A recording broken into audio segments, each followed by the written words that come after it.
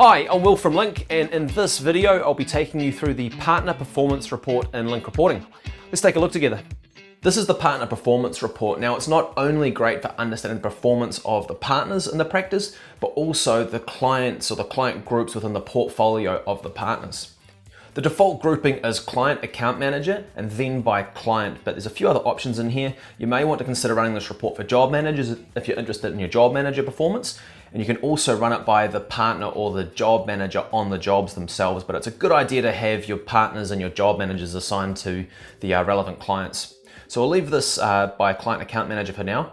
Then by is by client. There's a number of other options here. You can also run by client group to get an understanding of the performance of the groups under each partner and all of these other options here. And we'll come back and look at another one of these in a moment, but let's run this now by client. Right, so on the left-hand side, we have all of our partners and then all of the metrics that relate to the partner. The date range is a full 12 months. So we have our opening work in progress that the partner was carrying as at the 1st of December, all the way through to our closing work in progress as at the end of last month, being the 30th of November. And we have essentially just a WIP report here. We've also got time hours, which is the number of hours that's gone into generating the value of time. And then we have our average charge rate, which is the average rate this partner has been able to charge across their client portfolio. So there's a number of great sorts you can use here. You can sort by time to see which partner's added the most time. You can sort by invoice to see which partner has invoiced the most, or average charge rate as well is another great one to use. Let's start with invoiced here. Here we can see Yasmin Young has invoiced the most out of all the partners, but you'll notice we have a really low average charge rate here, and I'll show you in a moment why that's happened. So the next level grouping is also sorted by invoice total, so we can see the highest revenue clients at the top of the list. And if we scroll to the bottom, we'll see the lower revenue clients down here. Now the reason this average charge rate is showing so low for Yasmin is we'll find an internal job in here. Here it is for Demo Company Limited, we have 19,000 hours. Now that's all of our internal time.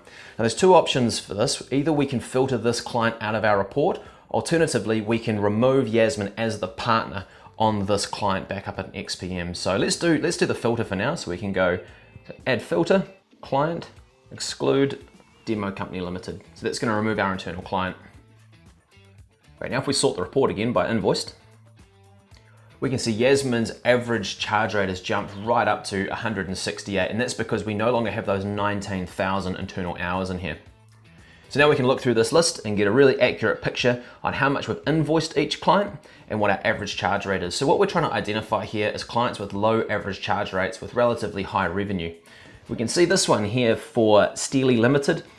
We've invoiced them $8,000, but that was only on a $98 charge rate. So this is one of the clients that we may want to look at lifting fees for future engagements. Another great way to run this report is by average charge rate. We can see Reese has the highest average charge rate out of all the partners. But if we look at Yasmin again, now what we've done is we've sorted the next level of the report as well at average charge rate. So we can see our highest average charge rate at the top of the report. If we go to the bottom, we can see the clients that were really struggling. So Wagstaff School, you can see here they're only working $11 an hour, and then we're up to 85 and then 93. So it's not too bad for Yasmin, but we may find if we go to some of these other partners with lower rates,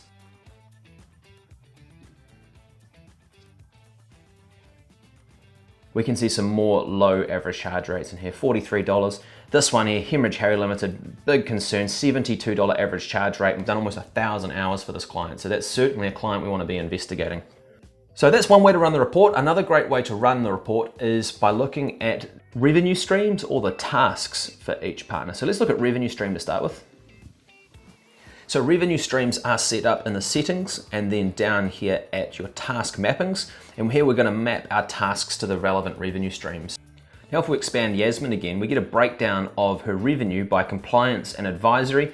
And we can see here that she's got a pretty consistent average charge rate across both types of work. And she does have a fairly substantial portfolio of advisory work, which is really good to see. Let's check someone else out. Let's look at Greg.